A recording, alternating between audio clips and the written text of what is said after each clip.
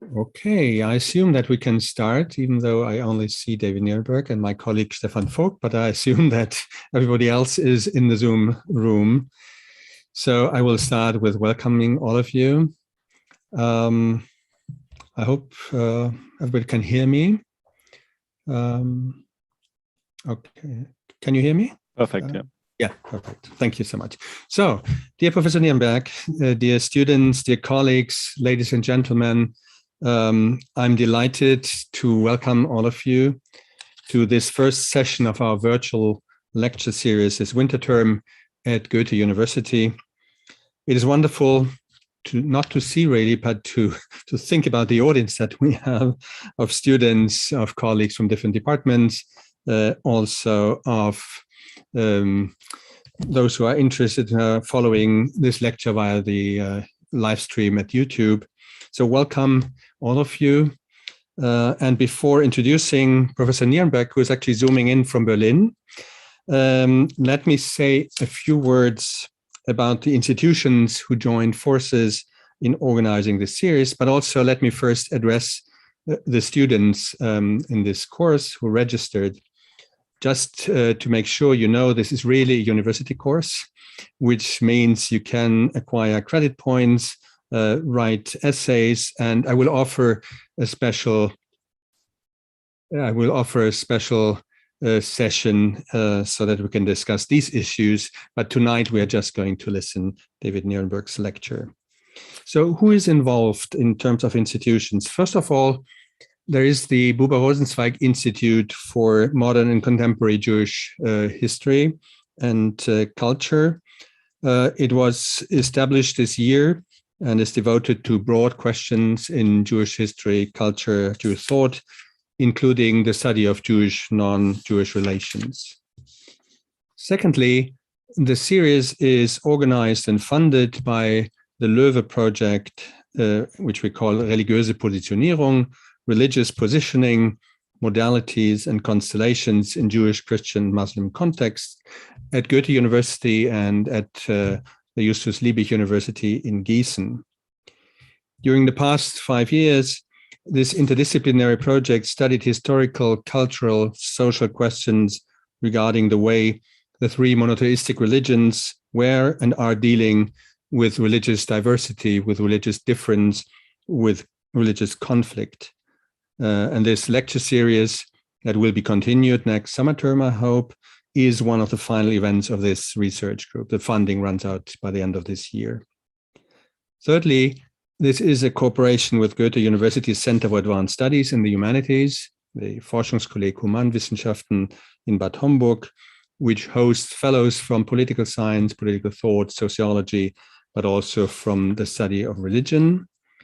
And finally, we are currently starting a new interdisciplinary project in Frankfurt, tentatively entitled Religious Dynamics, Processes of Understanding, Misunderstanding, and Rapprochement, which is also devoted to the relationship between the three monotheistic religions, and which addresses aspects such as cultural transfer, transfer of knowledge, translation, and so many other aspects of historical and contemporary elements regarding the entanglement, the conflict, and the dialogical potential between the three religions. Reflecting on the religious, cultural, social, and political aspects of the ambivalent neighborhoods between Judaism, Christianity, and Islam is part of this endeavor. And the research group includes colleagues from theology, religious studies, Jewish studies, Islamic studies, ethnology, archaeology, history, and philosophy. I have to admit, we took the metaphor of the ambivalent neighborhoods from David Nirenberg and adopted it for our context. It will be a central metaphor for this project, and for us, it suggests a threefold methodological approach. First of all, it allows to describe, as part of a dialogue between research on religion, sociology, and urban studies, to describe specific social experiences with, let's say, power relations, religious, cultural diversity, belonging, exclusion, trust and strangeness, hospitality and conflict between neighbors. The examples of historical and present urban centers will serve as a way to analyze questions regarding the interreligious dynamics between Jewish, Christian, and Muslim communities in diverse, multi-religious or partly secular contexts in history and present. Secondly, in a figurative sense, the concept of neighborhood might also help to interpret phenomena of cultural transfer between entangled religions such as the Abrahamic faith. This includes cultural interactions in the realm of religious law, language, translations of religious texts, philosophical and mystical thinking, dialogical references to the faith and culture of foreign traditions, but also the polemical refutation of such traditions. And the third dimension of neighborhood that needs to be analyzed refers to conflicts between the neighboring faith and cultures regarding their respective religious and cultural truth claims. In view of current social debates concerning religious plurality, fundamentalist tendencies, and religiously motivated violence, the project plans, with the help of conflict sociology and research on emotions, to analyze the resources that would help the three monotheistic religions to deal with diversity and difference in a constructive manner and developing traditions of mutual respect. After the first three lectures, which are more conceptual, this lecture series will be devoted to a number of different case studies of mainly European, Mediterranean, Middle Eastern context, among them the medieval Mediterranean, Isfahan in the 17th century, early modern Italy in the 17th century, Istanbul, Bosnia in the 18th to 20th centuries, and Greece in the 20th century. So it's a great honor for me to welcome and introduce our speaker tonight, Professor David Nirenberg. And I would like to thank you very much, David, for accepting our invitation. It was pretty short term to speak to us and to deliver the inaugural lecture of this series with your presentation on neighboring faith, Judaism, Christianity, and Islam.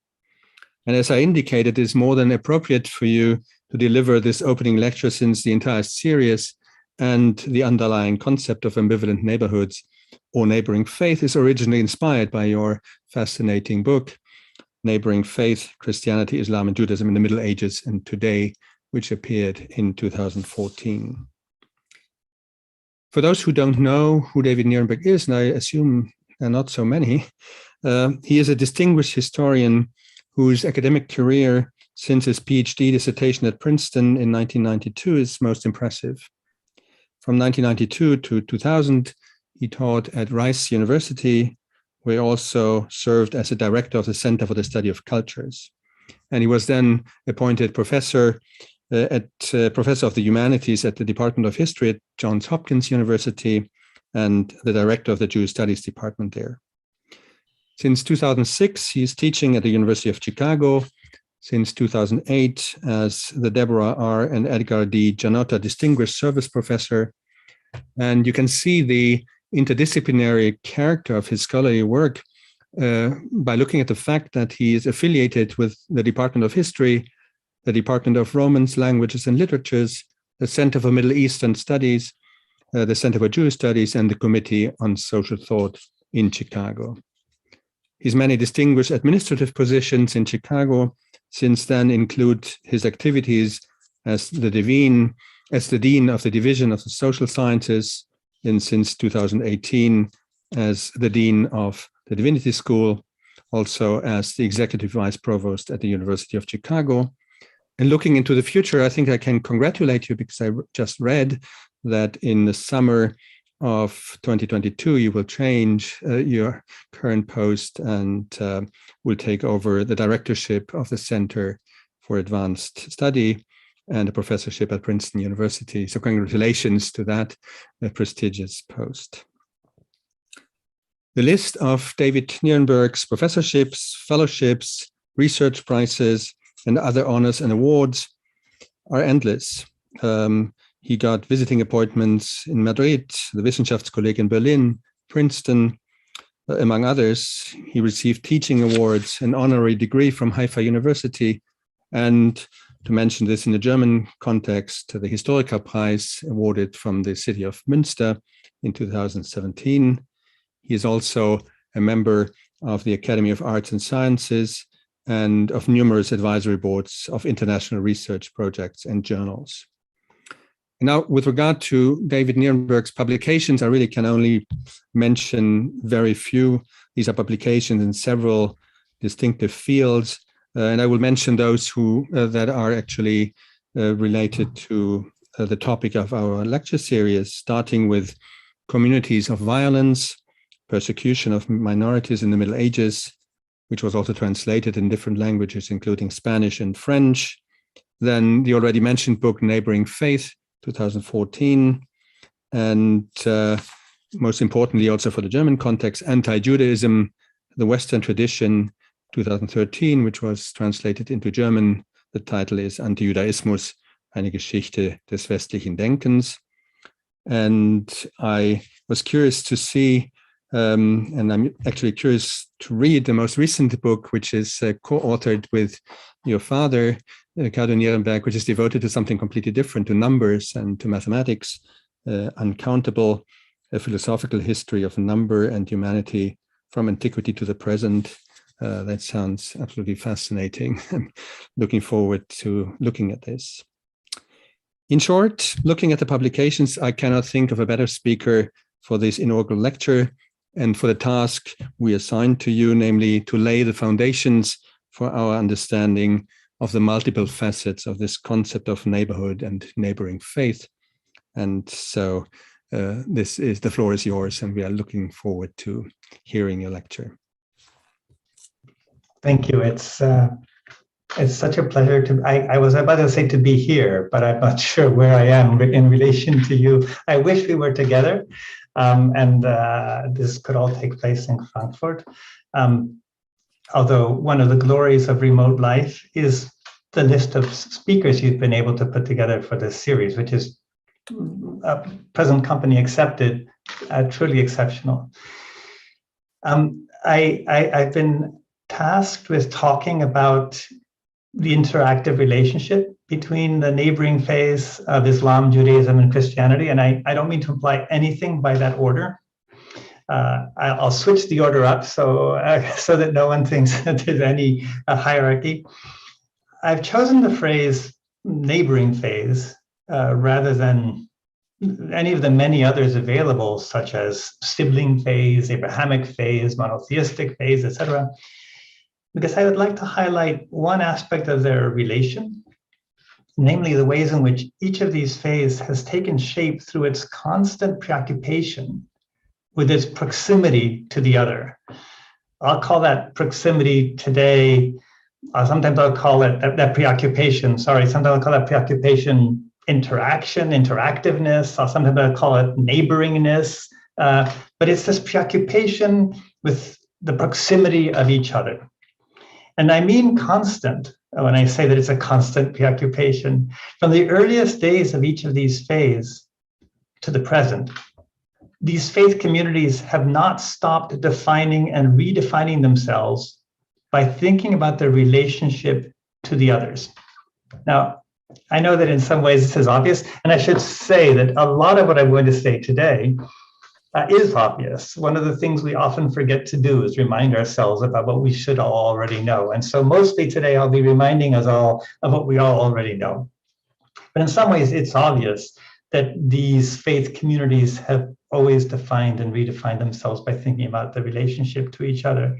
Abraham and Moses, Jesus and Paul, the other apostles, Muhammad and the early community of believers, each of these teachers and prophets had to engage the previous ones, reinterpreting past revelation for a new age and presenting their interpretations as truer to the ancient texts, truer to the revealed tradition, truer to the teaching of the gods than the interpretations of their rivals.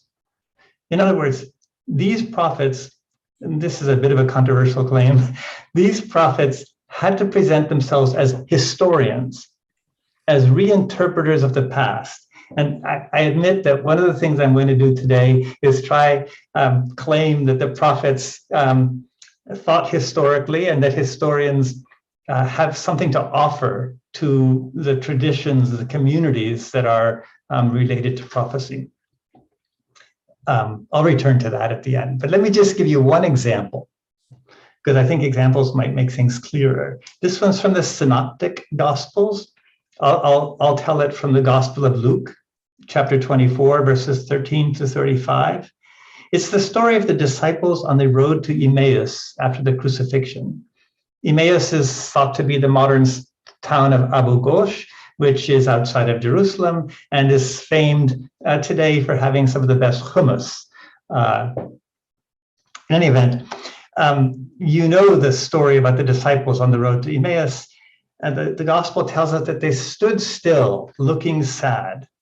And then one of them, named Cleopas, I should say, the two disciples are walking down the road to Emmaus, toward Emmaus, and they're approached by a third figure, a stranger.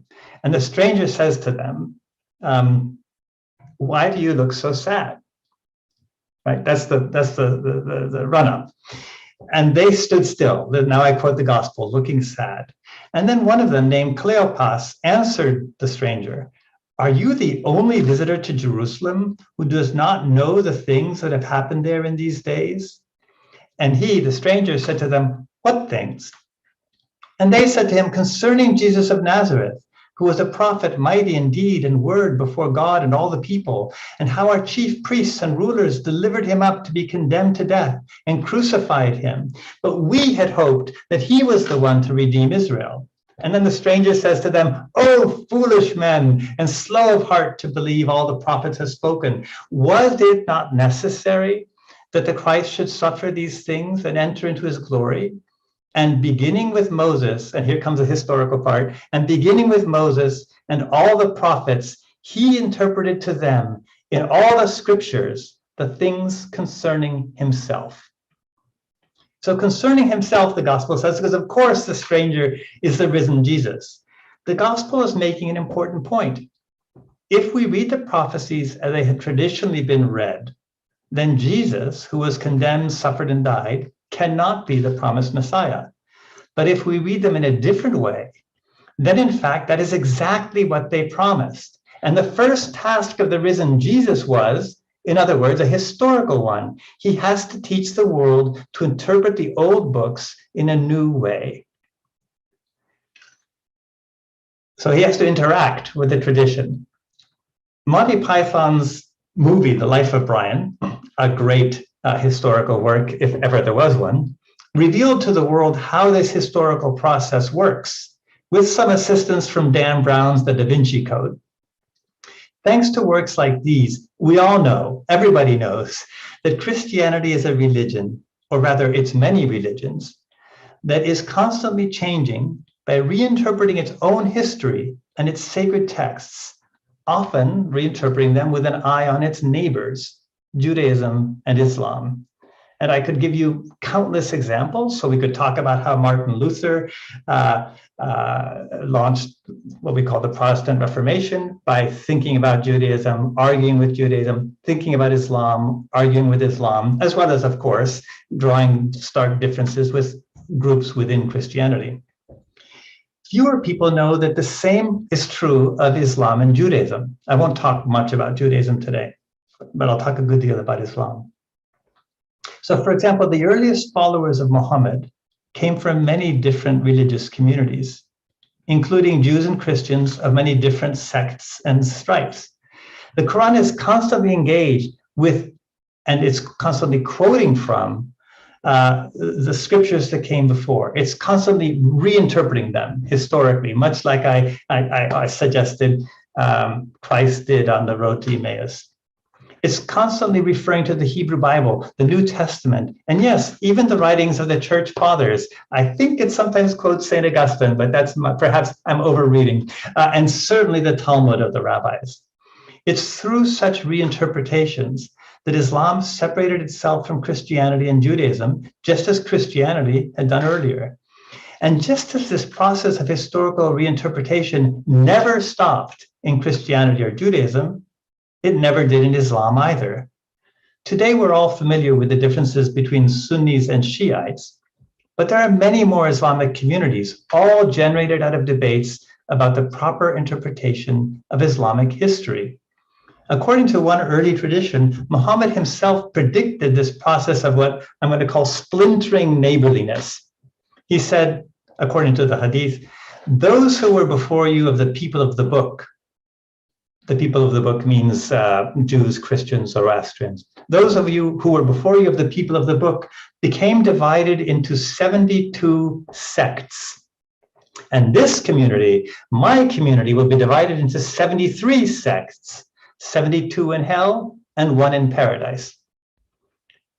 So it's quite astounding how Muhammad is here predicting the fragmentation of community through argument and historical interpretation.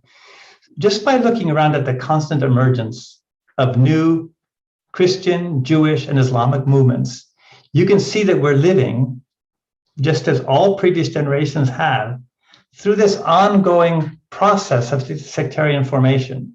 And in each of these religions, historical interpretation remains a powerful tool in this process. And there are great books you can turn to see how modern Islamism, Orthodox Judaism, etc., all arise out of the historical reinterpretation of the past. So what I propose to do is to focus on some past examples of how these religious communities took shape by thinking about neighborliness and interactiveness with each other in order to draw some wisdom for the present. I'll start with scriptures, since as the word of God, they've always been and remain a starting point for interpretation for believers in all 3 faiths. I've already suggested through the example of Jesus on the road to Emmaus that these scriptures were themselves, to some extent, the product of what we could call the sectarian dynamics of neighborliness, the generation of difference within communities and between communities. That's perhaps the first lesson, and I'm going to draw like 7 lessons from neighborliness today. The first one is that one, and I'll return to make that point in more detail about the Quran. But first, I'd like to go to the second lesson.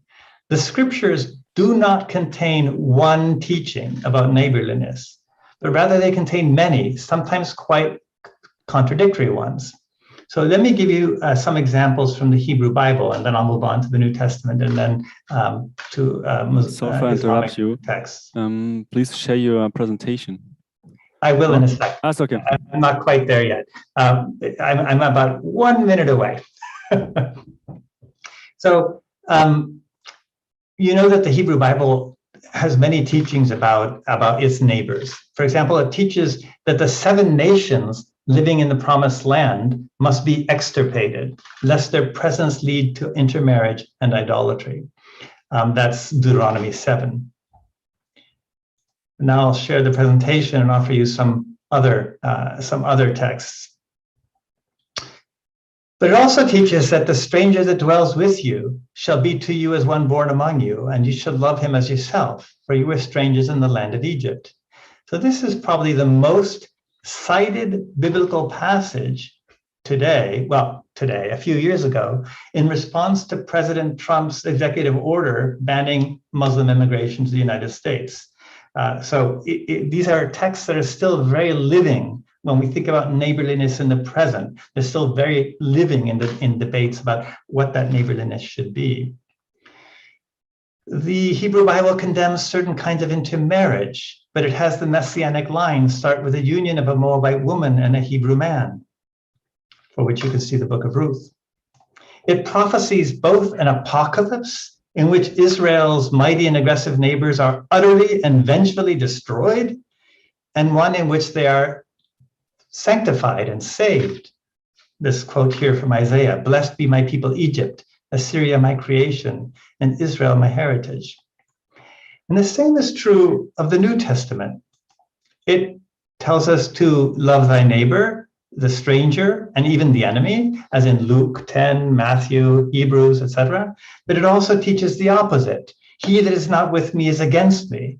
Do you suppose that I'm here to bring peace on earth? No, I tell you, but rather division. And as for my enemies who did not want me for their king, bring them here and execute them in my presence. This last one, Luke 19, is really very striking, and it's commented in a great deal by late antique authors. And they did take it, certainly authors like John Chrysostom, patristic authors, took these as directing how one should behave to neighbors who denied Jesus' sovereignty. Similarly, with the Quran, we can find texts that teach us to fight and slay the pagans wherever we find them, and seize them, beleaguer them. We can find texts that say that it's part of the mercy of God that you deal gently with unbelievers. I won't read all of the texts. I know you can read better than me. And then still other texts in the Quran teach that pluralism is possible, but that it needs to take place under certain conditions of segregation. For example, O you who believe, take not Jews and Christians as friends. Who of you takes them as friends is one of them. O believers, do not accept into your intimacy those outside your ranks. They will not fail to corrupt you. And what I find very interesting about these texts, and they will be used again across the length of the Islamic tradition, even in the present, what I find very interesting about these texts is they suggest that neighborliness of a certain sort can turn a Muslim into a non-Muslim, can turn a Muslim into a Christian, or a Muslim into a Jew. Who of you takes them as friends is one of them, through perhaps a process of corruption, as you see here. They will not fail to corrupt you. So this idea that neighborliness is possible, in fact, it's even commanded in terms of certain rules of protecting the people of the book, but that it's also dangerous, corrupting, and transforming of the neighboring communities.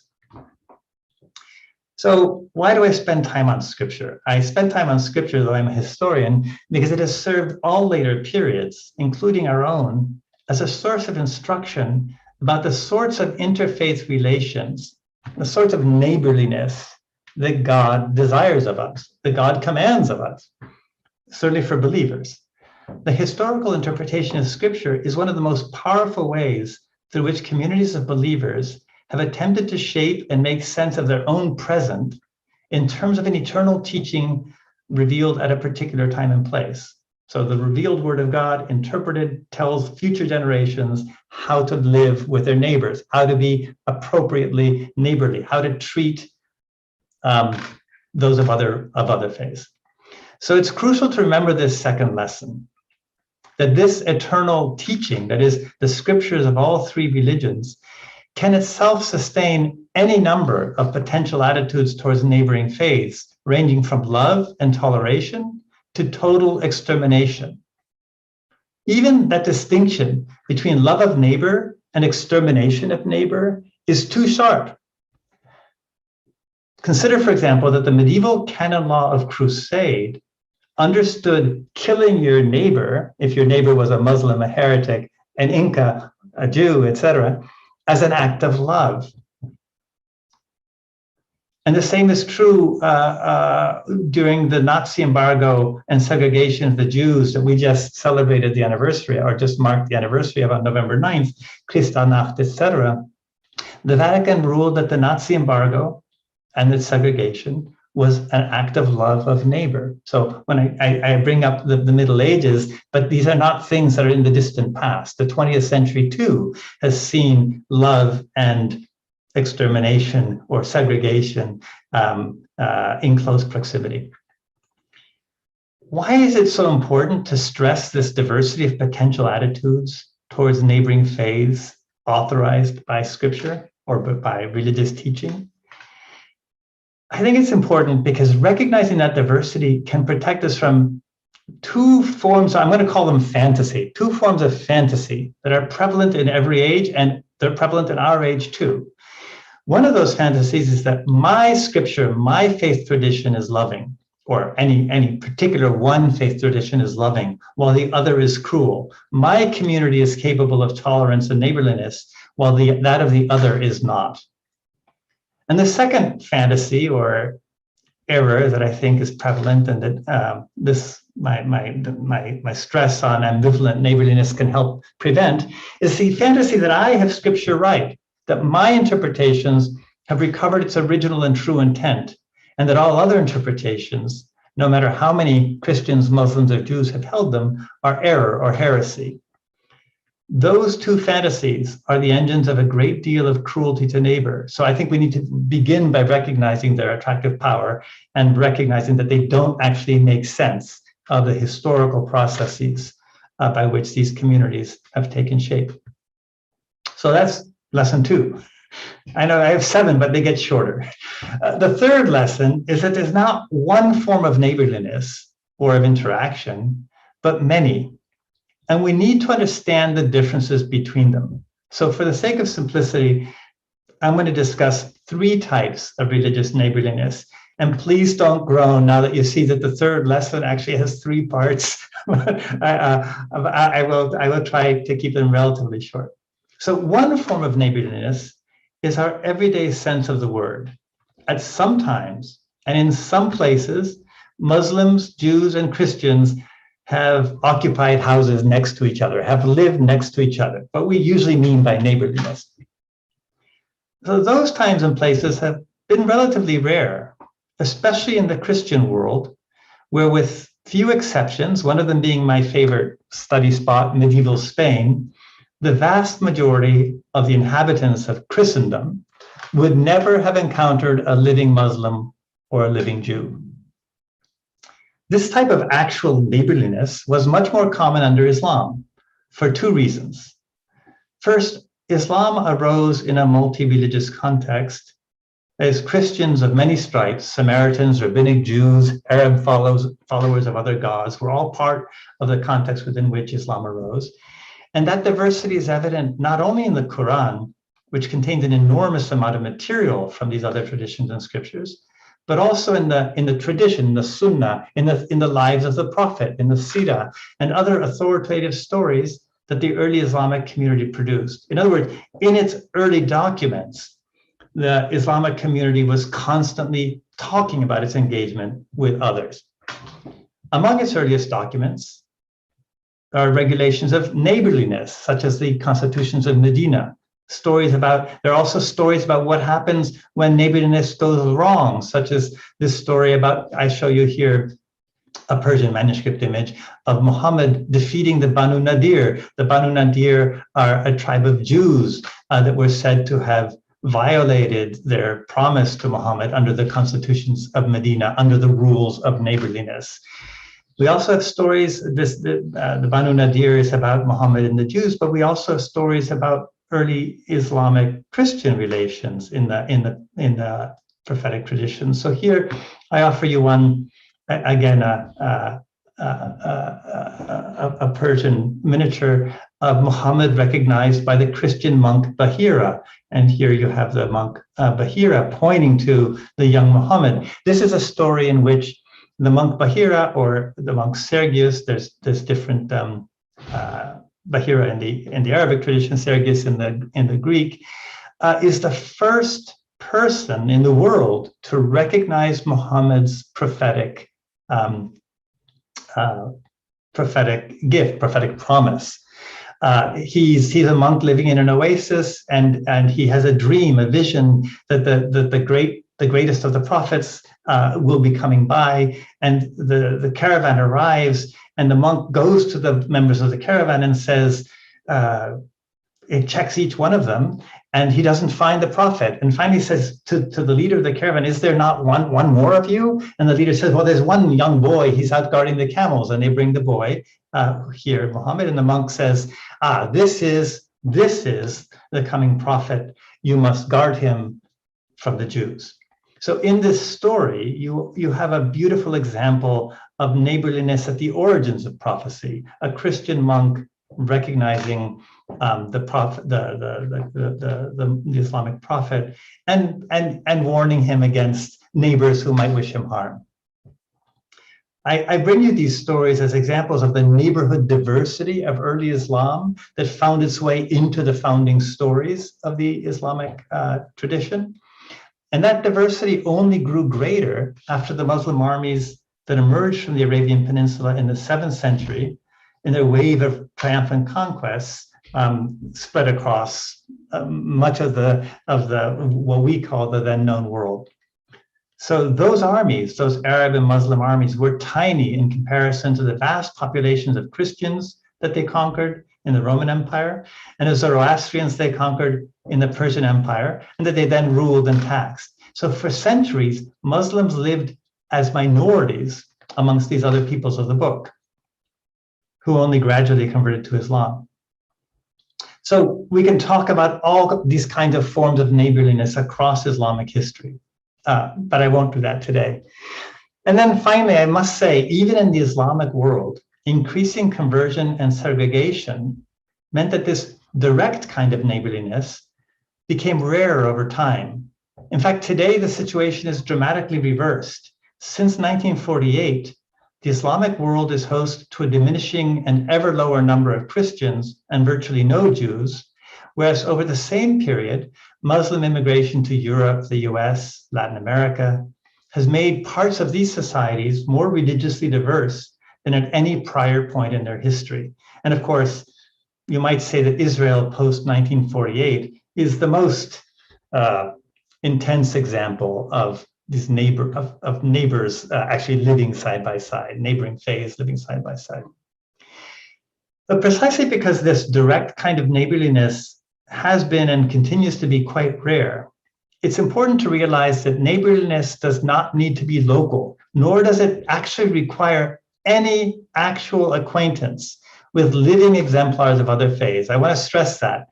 Neighborliness does not require knowing or having any neighbors of other faiths in order to be a powerful force in the shaping of our religions and cultures. Since this is counterintuitive, I want to spend a little bit of time on this. But priests in 12th century Paris did not have to meet any Muslims in order to preach about the relationship of Christendom to Islam, any more than it is today necessary for a citizen of the Islamic Republic of Iran to know an inhabitant of Tel Aviv or a voter in Boston or resident of Baghdad in order for them to learn to think of the dangers and opportunities of their world in terms of the interactions between Islam, Christianity, and Judaism. And we see this every year in our own European and American elections. Fear of Islam, anti-Zionism, and other such phenomena are powerful political motivators, even or especially among people who don't actually know a living Muslim or a living Israeli. Ideological, geopolitical forms of neighborliness, that's the second type of the three types I was going to describe. And finally, the third type of neighborliness. This kind of neighborliness between the three religions is related to the second one. It's a neighborliness or an interactiveness less in space and time, but in thought. This sense of neighborliness is less obvious than the others, but is much more expandable and so much more important, and it deserves some explanation. By neighbors in thought, I mean that believers in all three faiths defined and still define themselves and their place in this world and in the world to come by thinking in terms of ideas about the other faiths. We could call them prejudices, we can call them stereotypes, we can call them teachings about the other faiths. Teachings, ideas that themselves have a history and are in many ways independent of what those other faiths may actually be. So I'll give you a scriptural example, this one short passage. This passage comes from Paul's epistle to the Galatians, one of the earliest Christian texts, one of the earliest texts we have from a follower of Jesus. And you might not know the context, but the context is about a debate between the Apostle Paul and the Apostle Peter over how Gentile converts, that is, converts, non-Jewish converts to Jesus, should live. Do they need to follow any of the laws of Israel? Do they need to keep dietary restrictions? Do they need to be circumcised? Do they, these kinds of questions. And Peter and Paul are disagreeing, and Paul says to Peter, "You hypocrite." I didn't put that here in the quote, but it's a very striking thing. Paul says to Peter, "Oh, you hypocrite. How can you, though you are a Jew," right, this quote here, "compel the Gentiles to Judaize?" So why do I give you this quote? Because in this quote, you can see a form of neighborliness in thought, or at least the beginnings of a form of neighborliness in thought that's very similar to what I showed you earlier in the Islamic material when it says, "Oh, you who befriend them, become one of them." What's going on in this quote is that Paul is basically arguing that if you live like a Jew, if you do anything that in the Christian system of thought is understood as Jewish, for example, if you are a follower of Jesus and a Gentile, but you refuse to eat pork, then you become a Jew. You Judaize. You become like the Jews in some way. And that's bad. So over time, the repeated application of this type of analogy in Christianity turned thinking about Judaism and Judaizing into a basic resource for Christian self-definition and self-critique. You have to remember that for most of the Middle Ages, for example, there were very few Jews living in Christian Europe. Most Christians would never meet a Jew, and yet they would hear all the time about what it meant to Judaize, what it meant for a Christian to become like a Jew. They would learn that a potential Jew exists within every Christian, no matter how Gentile, because Judaism threatens all of us as we read the Bible, as we deal with our neighbors, as we live in the world. And that's actually I can't go on at more length about this. This Judaism in thought, this neighborliness in thought, this risk of becoming like the other in thought, even when no other lives near you. But it's a very powerful force, and it's the subject of that book, Anti-Judaism, that Professor Wiese mentioned in the introduction. And I want to stress that this interactiveness or neighborliness in thought is also Islamic and Jewish, just as much as it's Christian. Across the centuries, for example, Islam has used the idea of Judaizing in order to debate religious difference within itself. So a very old quip is that the Shi'is are the Jews of our community. That's a Sunni saying about the Shi'is. Jewishness and Christianity too, but especially Jewishness, became dangers to which every Muslim was potentially subject. And the Quran, like the letters of Paul, has passages that animate this process. I already offered you two of them. You who believe, take not Jews and Christians as friends. He who takes them as friends is one of them. And if you're thinking about modern examples, just think about how Anwar Sadat was Judaized and killed as a Jew. Bashar al-Assad was Judaized by his enemies, and he himself Judaized or Zionized his enemies. So if you look at the Syrian civil war that we have just lived through, you will see how in that civil war, nearly every group accused the other or the others of being Zionists, Judaizers, etc. So my third lesson was that the types of neighborliness that religious communities use to imagine themselves and to differentiate or relate themselves to each other, from one another to each other, are not one, but multiple, three, which is not meant to be Trinitarian. My fourth lesson is that all of these neighborly co-productions are ambivalent. Very often we look to the past for examples of neighborliness that can inspire the present, and we forget this crucial fact that they're all ambivalent. It's simply not the case that proximity to one another, knowledge of one another, or even borrowing from each other's cultures makes for tolerance, love, or any form of what we might want to call positive relations, any more than that the opposite is true. Let me make that point through yet one more. I mean, this might seem obvious. You can you can love to eat hummus without being in favor of Islamic immigration to Europe or something like this. But let me make the point through an ancient text, the one more scriptural encounter.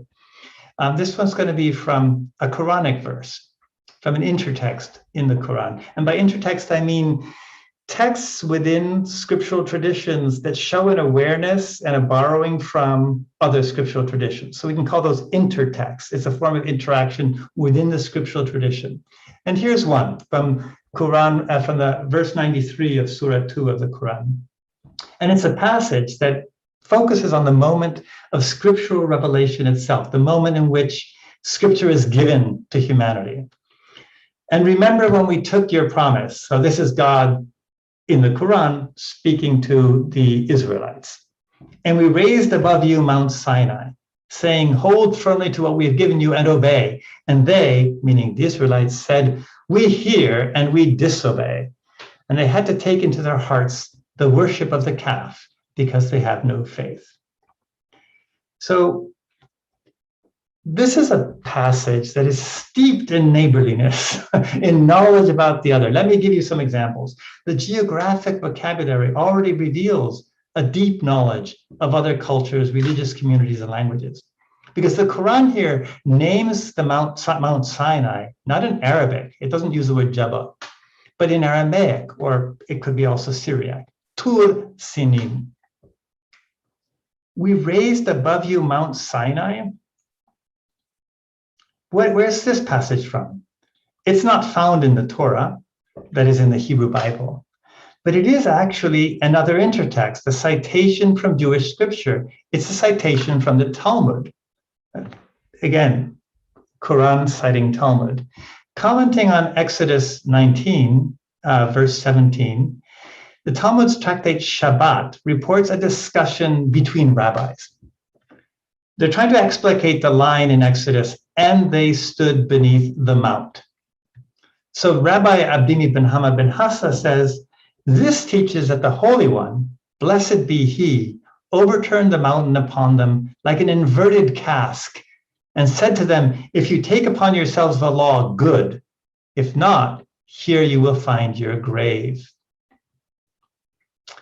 Even that devastating line, we hear and we disobey, which I guarantee you is not either in the Hebrew Bible or in the Talmud, but it is an intertext of sorts.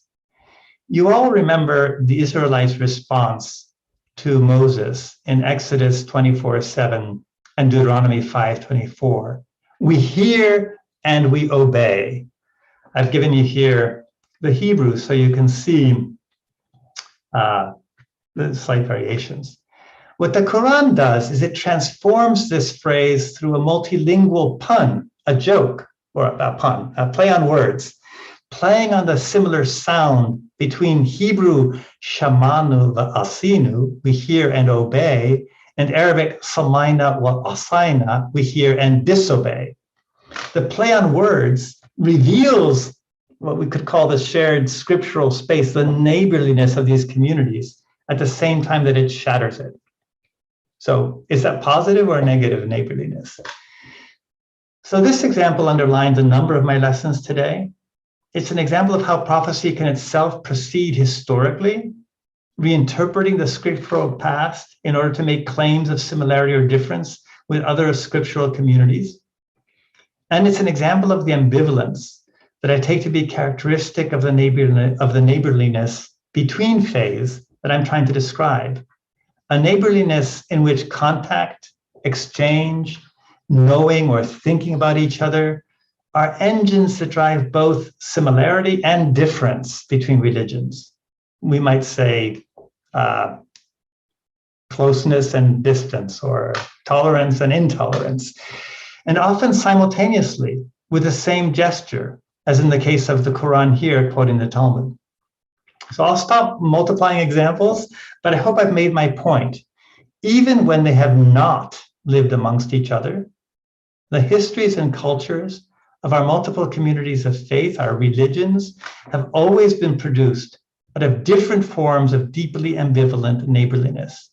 Not only their scriptures, but also their theologies and philosophies, their art and architecture, their social and political structures, their sciences and their prejudices, their enmities and their ideals were and still are all intertwined in a constant process of what I'm calling co-production, produced together, in which the reinterpretation of the past was and is a crucial component in the generation of new convictions and possibilities of belief.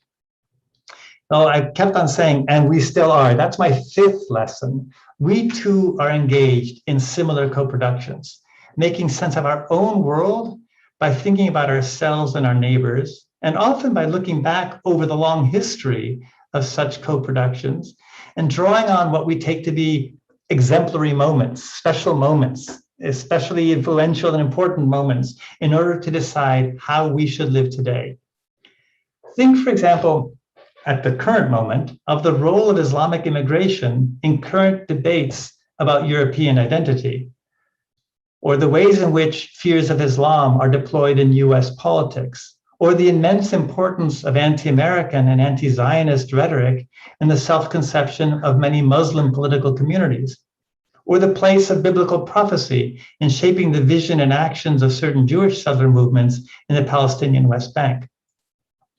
Our communities continue to constitute themselves by thinking about the long history of relations with their neighbors. And sometimes they do it by rereading and reusing the same stories that our ancestors used. So I don't know how many of you know this movie, a very short movie, I think it's 3 or 6 minutes long, The Innocence of the Muslims. It's a movie that purports to be about the life of Muhammad. It was made by a Coptic Christian living in the US, and it became, on the internet, it became a phenomenon that sparked an enormous amount of violence. In fact, the attack on the American embassy in Benghazi was said to be sparked by protest against this movie. And you know, that's an attack that had political consequences and cost lives. Nuns in the West Bank were killed over this. It's a movie that provoked great violence. And what it did was it retold the story of Bahira and Sergius, this time as the story of a Christian renegade monk. Again, this is a 7th century story. This version did exist in the 7th century. It's a Greek story, a story about a renegade monk who teaches Muhammad how to fake being a prophet. So we have very similar stories from the 7th century, some that show a kind of co-recognition of Christianity and Islam, and others that show stark segregation of Christianity and Islam. And this movie, Sam Bakile's Innocence of the Muslims, chose to take the 7th century story of a heretic Islam rather than, obviously, the story within the Islamic tradition of the Christian recognition. I mention this because I just want to stress that these ancient stories through which our Muslim, Jewish, and Christian communities try to understand each other's their relation to each other as they articulated their own relationship to God's teaching, still have power today, and they can be deployed in many different ways, including ways like this, which are very provocative of violence. So these kinds of representations of the world, the ones we live through today in our politics and our media, etc., are also co-productions, not only of Judaism, Christianity, and Islam, but they're also co-productions of the past and the present. Visions of the past, I'll call that history, are deployed to do work in the present, and visions of the present transform how we interpret the past. It's precisely because of this interrelation between, can we call it neighborliness, this interactiveness between past and present, that what historians discover can have a role in shaping the future. So just as the three religions have always served each other as a point of reflection upon which to discover basic attributes about themselves, so each moment in the history of these three religions has the capacity to reveal to us new possibilities for coexistence. I don't mean that in the silly way in which these moments are often used, So, for example, if only we could all get along as they did in medieval Spain, right? The Convivencia story. Or if only we could get along as they did in the Caliphate of Baghdad or in the Ottoman Empire or whatever example people choose. I read it rather in the more poetic sense. Because again, I will tell you every one of those examples I just gave, medieval Spain, Caliphate of Baghdad, Ottoman Empire, were all ambivalent. I can show you both sides or many sides in each of those places. But what I want to claim is that we can discover new possibilities for coexistence in the past in a more poetic sense. When it comes to possibilities of coexistence, our religious traditions are vast oceans, much of which still await exploration. Our ancestors, writing with their countless pens upon the unending parchment of history, discovered many of those possibilities, ranging, as I've said, from total extermination to love and toleration, many more than we will know, since many have been forgotten in the flow of time, and certainly many more than the ones we nowadays tend to invoke in our quest for power or for peace or for perfection. The rediscovery, not just of these past possibilities, but of the very process of interaction and co-production through which they were generated, offers us the opportunity to discover our own possibilities for coexistence.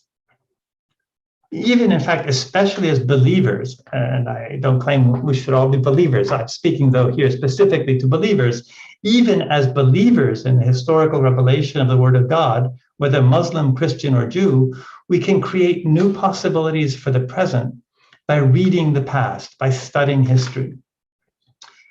The prophetic tradition is itself aware of its plural pasts and potentials. Sometimes it presents this pluralism as a trial. And I'm just going to quote from the Quran here. I will give only Quranic examples for this last point. To each among you, says the Quran, we have prescribed a law and an open way. If God had so willed, he would have made you a single people, but his plan is to test you and in what he has given you. So strive as in a race. So here, God deliberately gave us different traditions and asks us to compete until the end of time when the true ones will be manifest. At other times, this pluralism emerges as a defining and miraculous attribute of revelation itself.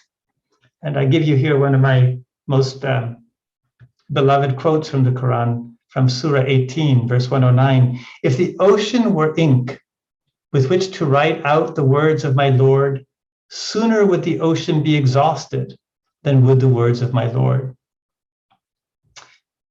Or as you could compare the Gospel of John, chapter 21, verse 25, which says something very similar. Or as the Christian Ephraim the Syrian put it a few centuries before Muhammad, if there were only one meaning for the words of Scripture, the first interpreter would find it, and all other listeners would have neither the toil of seeking nor the pleasure of finding. So this toil, this pleasure, that's our task today. That's the task of the historian. For good or for ill, the practice of history is today, as it has always been, also a form of revealing and revealing potential meanings of God's words to humanity. And that's why I give you this image from Blake, which I went to early because I couldn't stand having the image from Innocence with the Muslims up for too long. And I must say, I should have warned you that I was going to display images that contained the visage of Muhammad. I regret that I omitted to do so. So, for good or ill, the practice of history is today, as it has always been, we could call it a form of prophecy insofar as it's a form of revealing and revealing potential meanings of God's word to humanity. For good or for ill, as you can tell from my insistence on ambivalence, I don't believe that the prophetic power of history in these three phases can be constrained to values such as pluralism, love, or toleration that we might ourselves prefer. So, for example, Wahhabism is just as true an experience of Islam as is the Sufi philosophical pluralism. And the same can be said, mutatis mutandis, for the many different strains in Christianity and in Judaism. love and strife are equally potential in these religions. My point is not that the history of neighborliness can lead the billions of us who live within these prophetic traditions to their essential truth. My point is simply that within these prophetic traditions, history is the tool with which followers of all three faiths have always produced and will continue to produce new understandings of neighborliness, new possibilities for life, and also for death. History in Christianity, Islam, and Judaism is a way of uncovering the ever unfolding meaning of revelation in every age. And that is one of the many utilities that history offers us as we turn to the study of neighboring faiths. And it's the task, at the same time terrifying and quite glorious, of the historian. I really welcome your questions and discussion, and I thank you.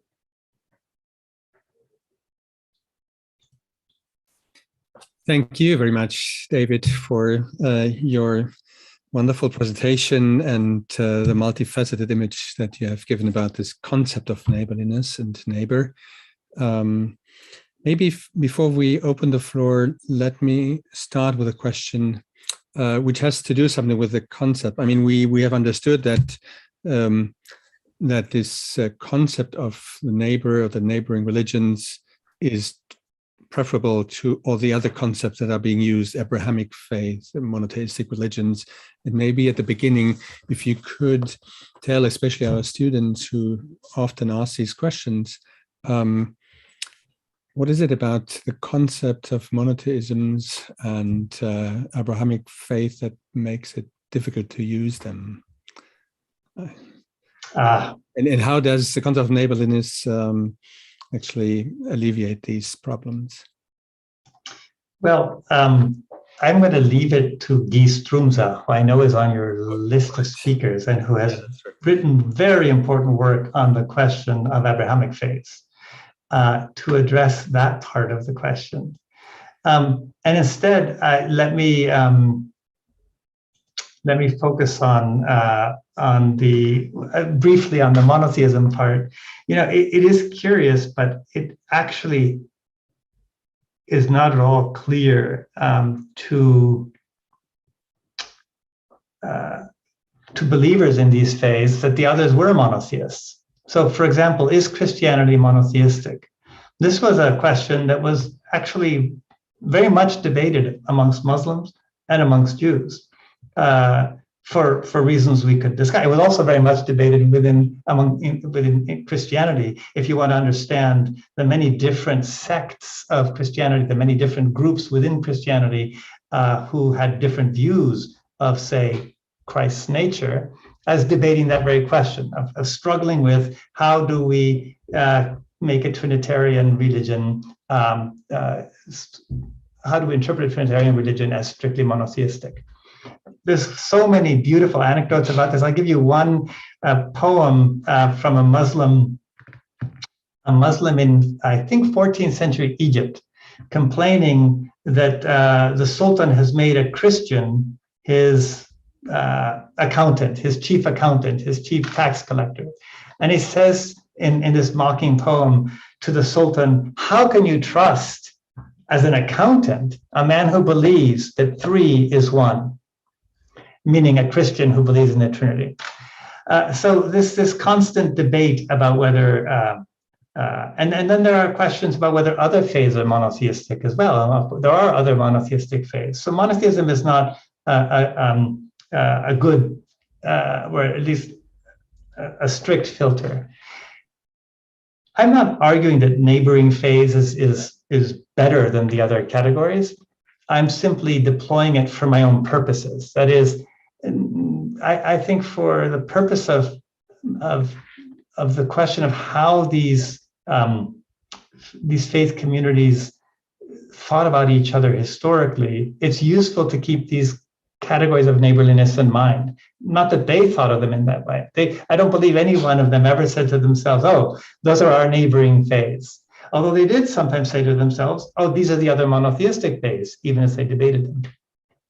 And they did sometimes say, these are the Abrahamic phase. So my concept of neighboring phase is actually not one that is internal to these traditions.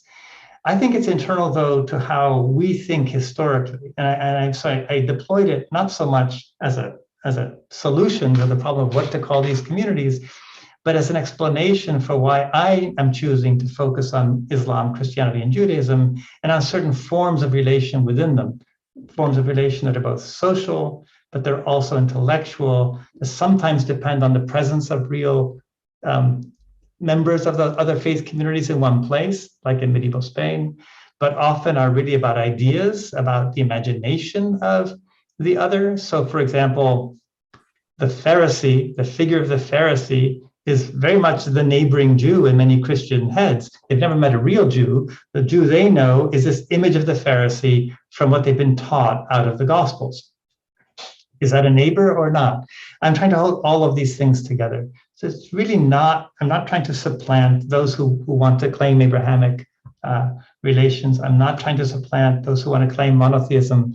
I'm simply offering neighboring faiths as a way of thinking about the specific historical relations that these faiths have had with each other, and that I think they continue to have.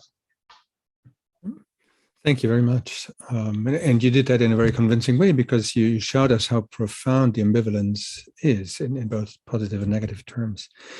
The discussion is open, and as is written in the chat, you can pose your questions in different ways by either writing questions in the chat or raising your hand, and we will then unmute your microphone and you can pose them this way. So are there any questions?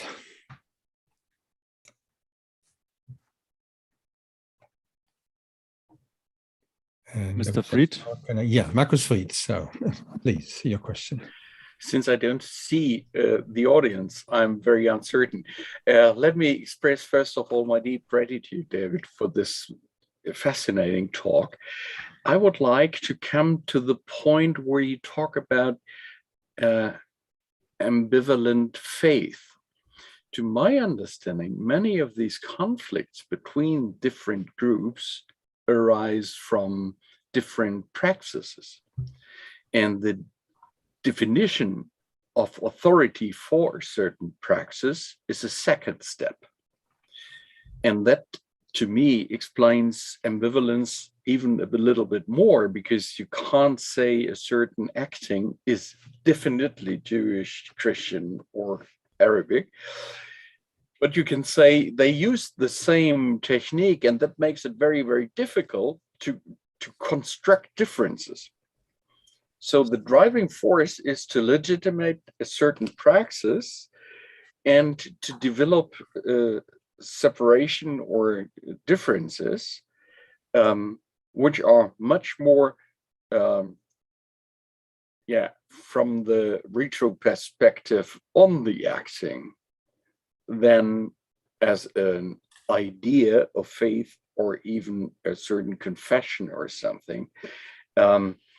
I would say the confession comes much later.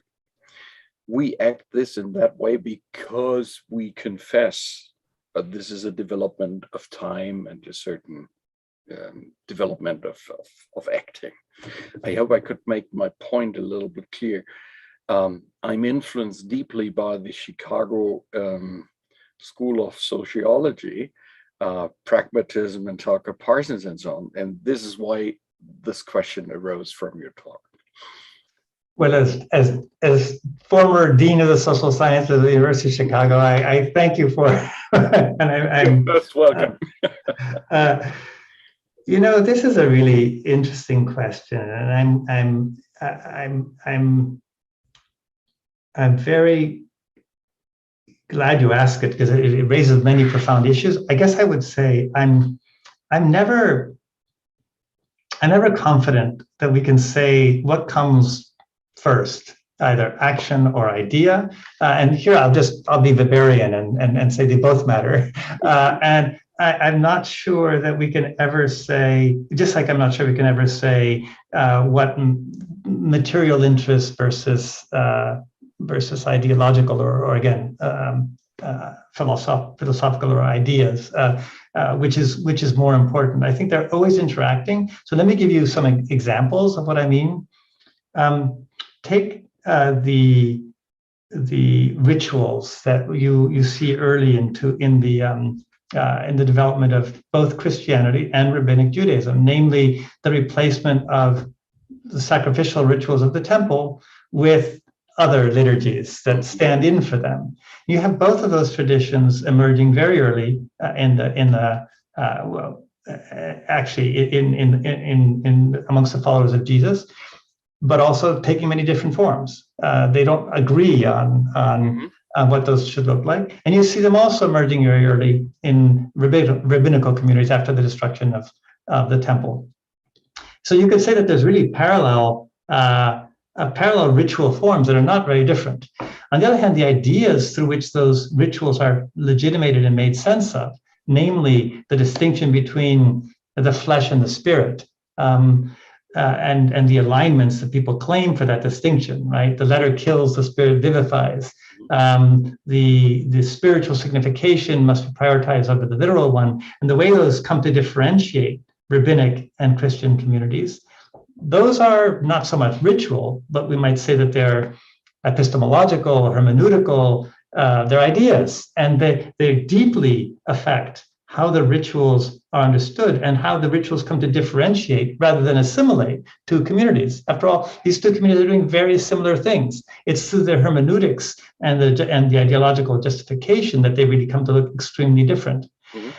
So I think that's one way of addressing your question. Again, I would never say that we should ever categorically say one comes first, the other comes second, one is more important, the other one is less important. They're always interrelated. Here we come, again, to my ambivalence. But it's amazing to find moments in history in which people really become extremely aware of the historicity of ritual and use it in interreligious debate. And I'll give you one example, and that is after the massacres and mass conversions of Jews in Iberia in 1391.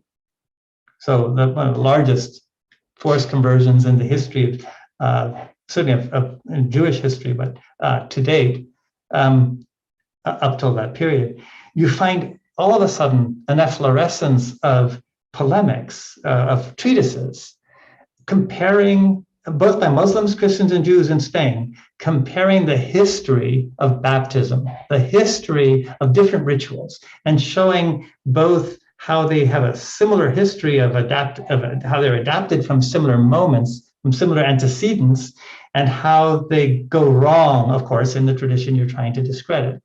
And so I think in moments in which communities have a kind of a heightened stake in their relation to each other, whether because of extensive violence or because that the historicity and both the understanding of the commonality of the ritual and of the history of differentiation become especially important.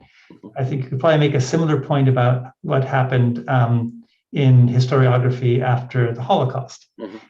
So these are really interesting ways of, I think, I'll use the vulgar American expression, cashing in on a very important distinction you make between ritual forms and the kinds of ideas used to justify those forms, but also saying, I wouldn't want to set either aside. I think they're both really important in understanding how communities come both to understand themselves as different and also how they can continue to be quite similar.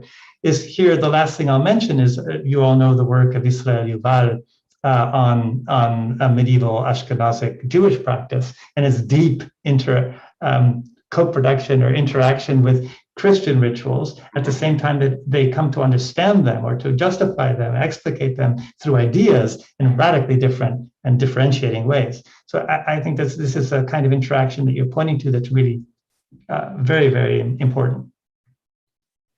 Thank you very much. I can see a question from the chat from Moritz Bohne, which I can read to you. Could you mention once more the quotation of the Talmudic tractate commenting on Exodus 19:17? That's, you mean Shabbat, chapter 1, folio 11? Yeah, did I put it? I can find my PowerPoint and put it up there again for you.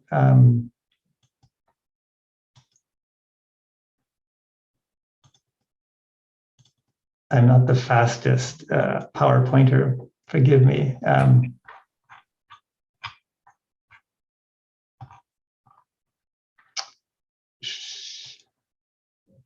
Oh, I'm showing the wrong thing.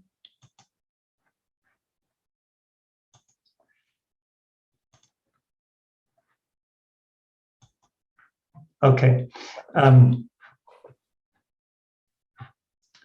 Yeah, so this is the citation from Tractate Shabbat. I'm not sure what the question is, but I'm happy to. Yeah, I don't know exactly whether most point wanted just to see it again, although you wanted you to comment on it again and explain it a little bit more in detail. Well, I mean, I think that one of the things you're seeing here is how the early Islamic community, like the community of believers, is very well informed of traditions within various rabbinic communities. And remember, they're in the 7th century in Arabia, there are a number of different kinds of Judaism available. But they are quite aware of this one, and they seem to have a very good sense of this particular debate. There's a wonderful article on this subject that I could refer you to.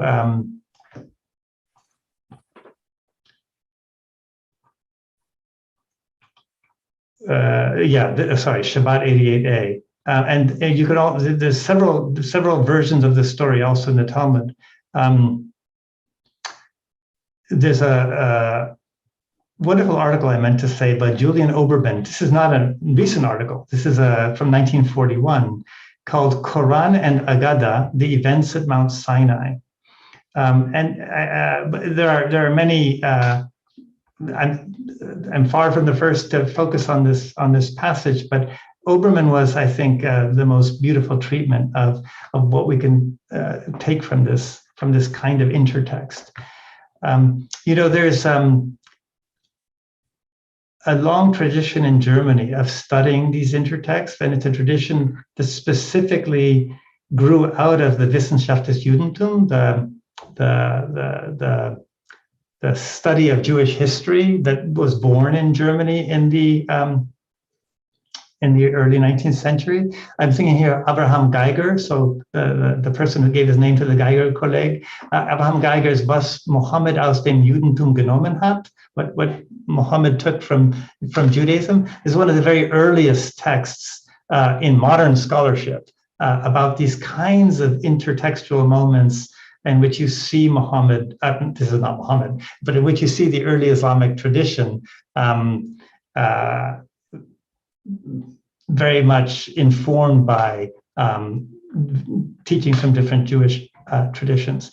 But I guess what I'd say is that lots of people have been aware of this long before the modern scholarly tradition. So one of the things that's so interesting about reading 14th century interreligious polemics between Jews, Christians, and Muslims is how they're making precisely those kinds of arguments and saying, look what, this is from our tradition that's being taught in the Muslim, because they know each other's languages.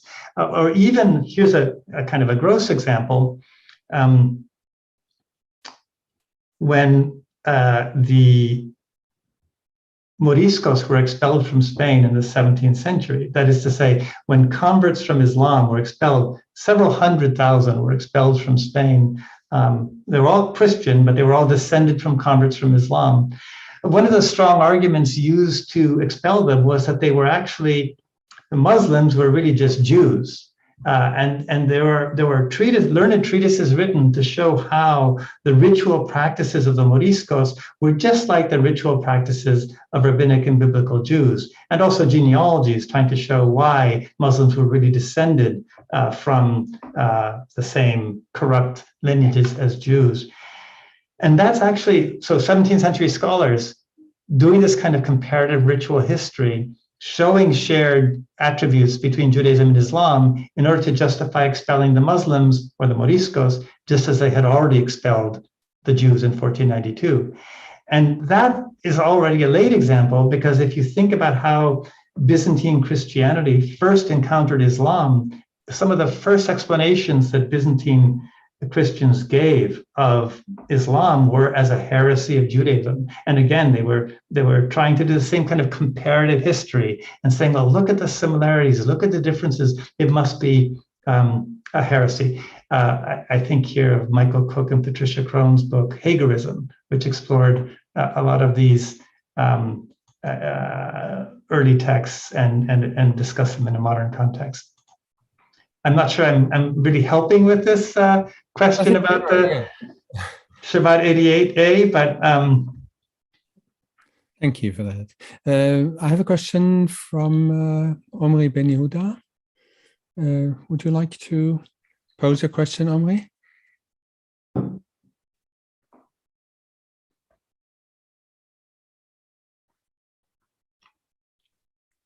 I hope you have been unmuted so that you can actually speak to us. Do you hear me now? Yeah. yes. Oh, amazing. Thanks so much. It was really, really, really strong. I liked it a lot.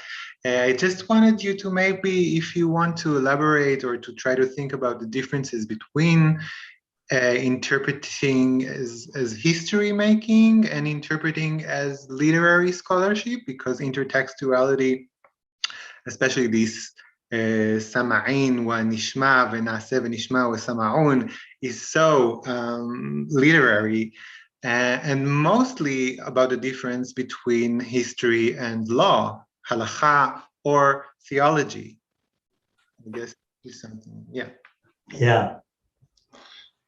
It's a fascinating, again, question. And I think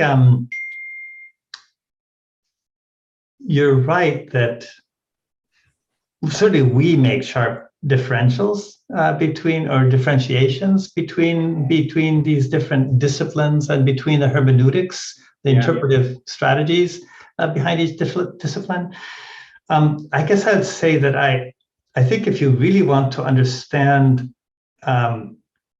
how people in a given context were thinking, you can't necessarily assume that they shared those distinctions between disciplinary hermeneutics, etc. And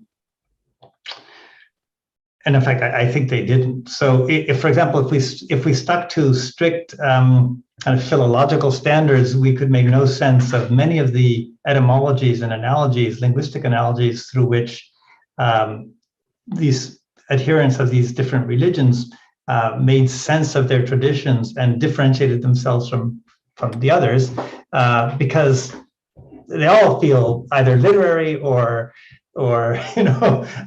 just false. I know that's not exactly what you're saying.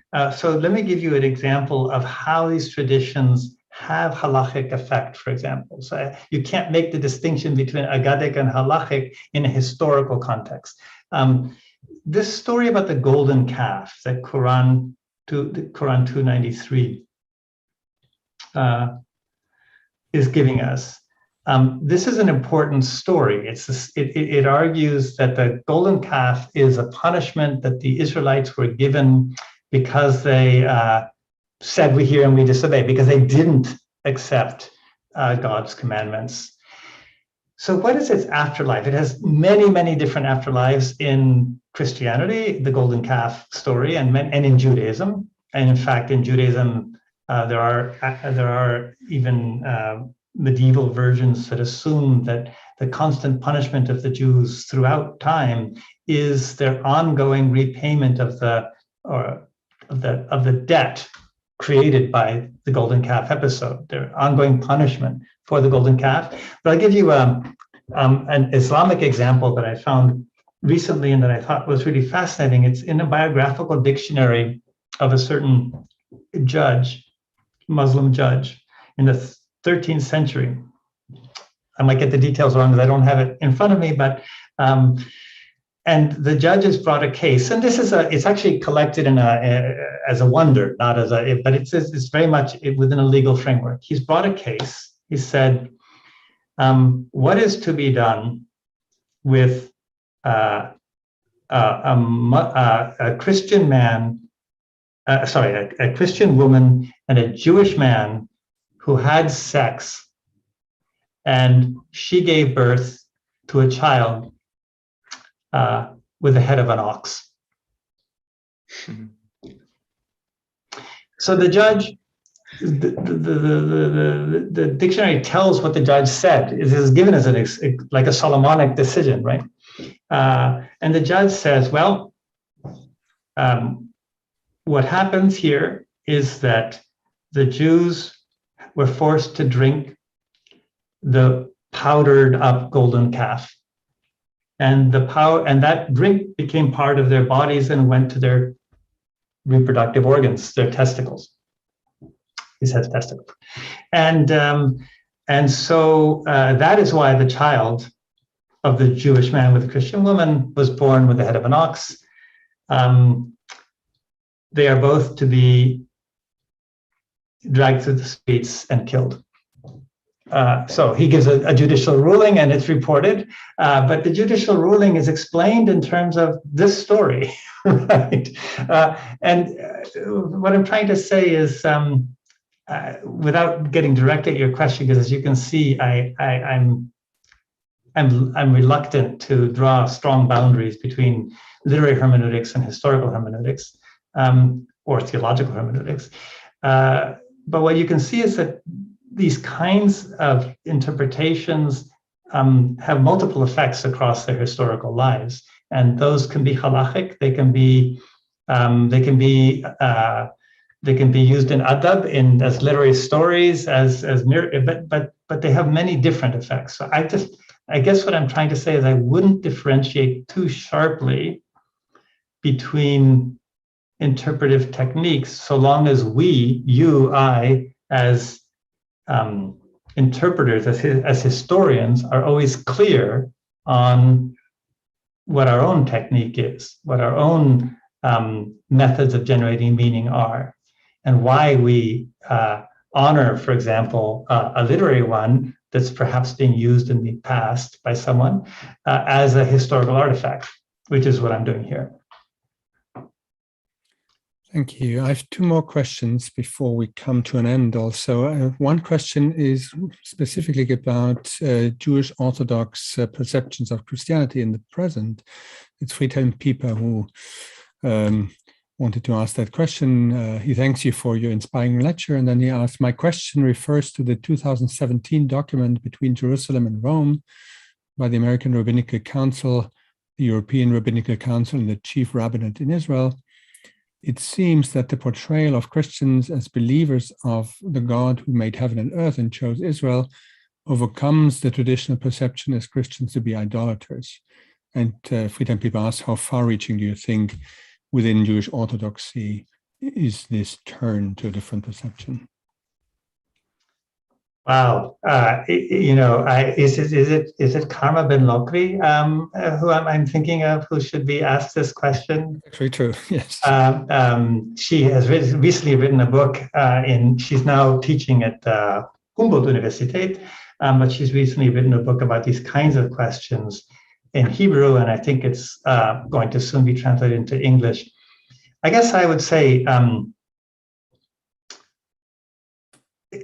really depends on what you mean by Jewish orthodoxy. First, if you think about someone like Maimonides, he was very clear that the Christians must be thought of as monotheists. And he didn't entertain doubt about that score. And there have always been strong positions on these kinds of questions. But in Jewish orthodoxy today, there are many different orthodoxies. And even I think this is actually an issue in Karma Ben Lokri's book. An issue. I mean, I would love to have a conversation with her about it. I think that book stresses some Jewish orthodoxies, in particularly the Israeli community and certain parts of the Israeli community, as more representative than others. For example, modern Orthodox leaders of interfaith movements in the United States who are Jewish Orthodoxy but have different views than, say, the head of this, than name your chief rabbinate. So again, I guess one way to answer your question would be to say, well, we could disaggregate Jewish Orthodoxy and say that there are already many views of Christians in Jewish Orthodoxy. How far-reaching do I think the most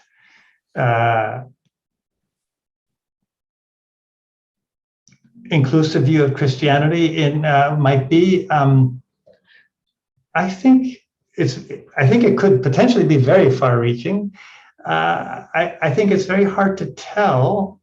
And I'd just turn around the question and say, almost ask the same of the Second Vatican Council, that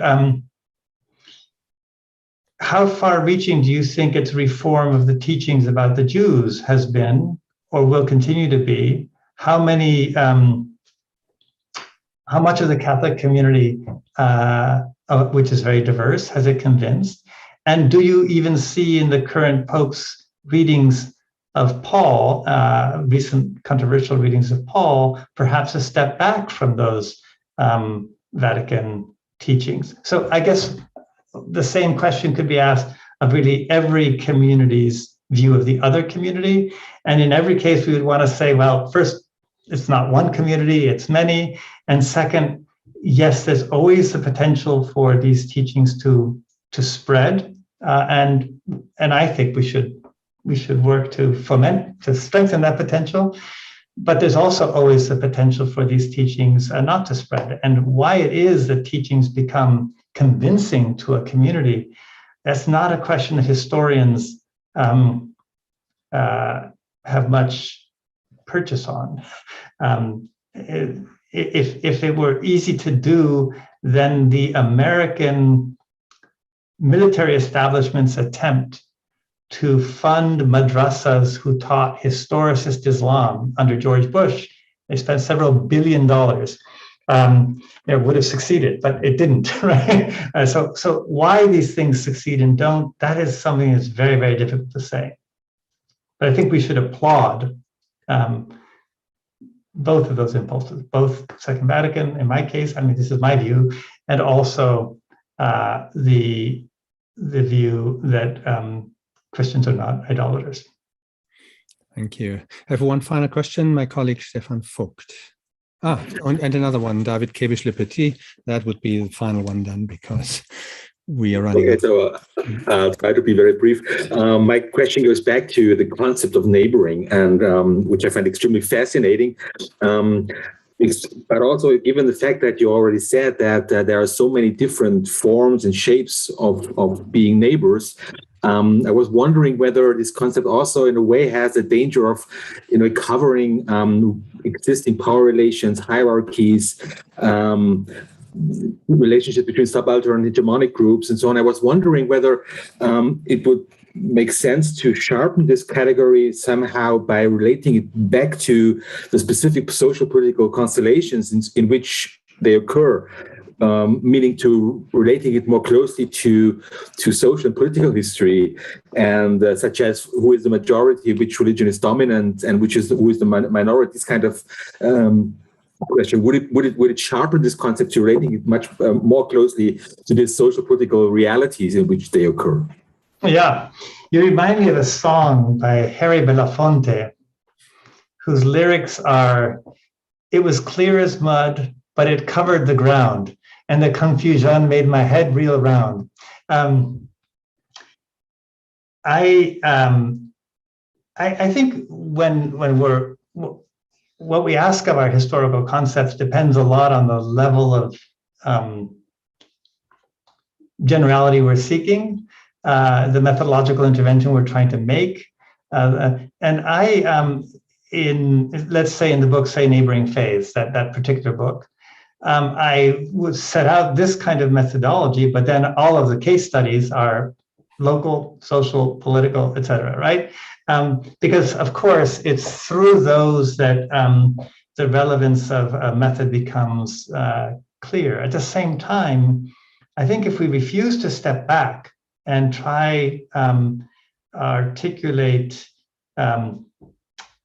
these broader issues, then we tend to fall into the same mistakes over and over and over again. So, for example, the world is full of people. I'm going to focus for a second on the convivencia wars. The world is full of people who look at medieval Spain and say, if this was the ornament of the world, because look at these social, political contexts in which certain forms of coexistence between Muslim, Christian, and Jew were possible.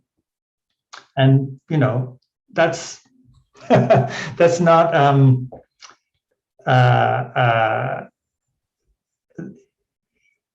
I think taking the broader notion of neighborliness, understanding its contingent possibilities across time, helps us understand why that's not going to work. Right? So I really always want to do both things.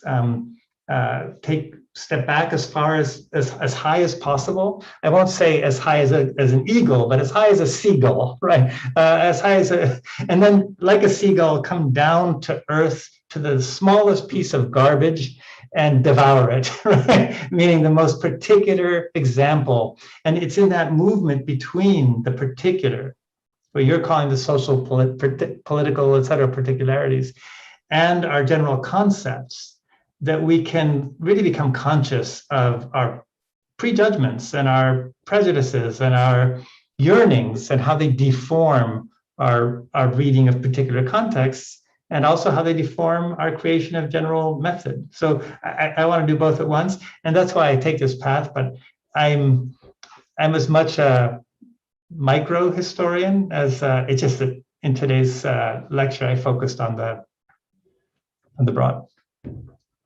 Thank you. Now, really, a final question, David Kebish.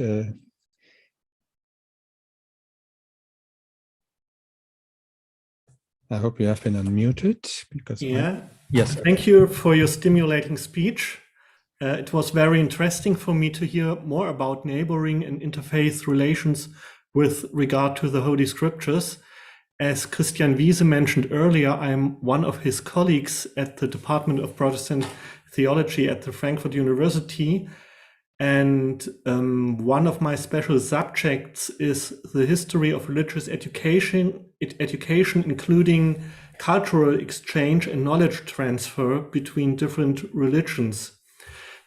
Because of that, I'm interested in your methodological toolkit for analyzing historical transfer processes. In religious education, comparative methods for contrasting religious practices in educational systems still dominate. As far as I can see, comparative studies do not focus on the diverse relationships and transfer process between different religions. Could you tell us more about the interrelationship of cultural exchange and comparative analysis in your studies, and how both approaches could work together? Yeah. No, I think what you are saying, I'm going to twist it a little bit, but it motivates my entire project, and certainly everything I've done, or much of what I've done since publishing this book, which is already 2 books ago. But let's say it motivates everything I'm doing since publishing the book Uncountable. I've returned to focus on not the concept of neighboring phase, but the concept of the co-production of all these phase. And the reason I've done so is very much to try address the lack and the possibility that you point to. I think the vast majority of the work on the production of belief is always done within a faith tradition, not in terms of the co-production of these 3 faith traditions, or of the many strands of these 3 big faith traditions, Judaism, Christianity, and Islam. And so I'm very deliberately trying to ask, what happens if we do it comparatively, treat it as a co-production, and try generate, I'm going to call it constructive, that's the American theological term, but we could also call it normative, use historical theology created out of co-production to form possible normative teaching. I don't mean Because remember, I keep on stressing potential, that any teaching can become normative. That's a kind of a question of communal consensus. What the historian can do is offer possible interpretations that can serve as platforms for normative teaching within faith traditions. And what I'm suggesting is that focusing on the co-production of meaning across these three faith traditions can offer possible platforms for the creation of normative meaning, so of theology. And I think I'm taking an approach which is two-sided. I'm trying to create an archive of historical moments. This goes back to Stefan's point, to Professor Vogt's point, an archive of specific examples of co-production. So I gave you one, the monk Bahira Sergius, and I told you how that story was split into versions that, on the one hand, articulate the commonality of Christianity and Islam against Judaism, and on the other hand, articulate the sharp differentiation of Christianity and Islam in different traditions and how those have been put to work differently today. But I'm trying to create an archive of thousands and thousands of such stories from every different period and place that I can think of that would be useful. So Persian stories, Iberian stories, Ottoman stories, Maghrebi stories, from all of these traditions, modern and from late antiquity to the present. And then think about how to move those into our awareness as members of religious communities and traditions. That's a very different project. It's really not a historical project. It's a project of teaching, a project of religious education, a project of media, etc. And in this, I've been thinking with a number of people, including, for example, Katharina Hayden at the University of Bern, about what it would mean to take that other step, the step that you're proposing, which I, as a rather limited historian, have not really been able to imagine yet. So I guess what I'm saying is I don't have an answer for you, but I think that the question you pose is the question that's animating the next 5 to 10 or the rest of my life. Professor Nirenberg, thank you so very much. If in pre-pandemic times you would be in one room, probably students would approach you and would ask you questions. We would continue discussing. We would take you out for dinner with my team, which we unfortunately can't do. What I can do is really thank you very much for an illuminating lecture. And I think it will be a very good basis for our further discussions throughout this lecture series, because we're going to struggle with these concepts. And then I can't thank you enough for your invitation, for your presence, and for your patience. And thank you to everybody else on the screens, YouTube. The next lecture will be given by Guy Strumza, Professor Guy Strumza from Hebrew University. He's actually going to talk about the comparative aspects, the comparative study of Abrahamic religions, heuristic gains, and cognitive pitfalls. So you're all invited to join us next week again. Thank you so much, David. And unfortunately, I just have to leave you without dinner now.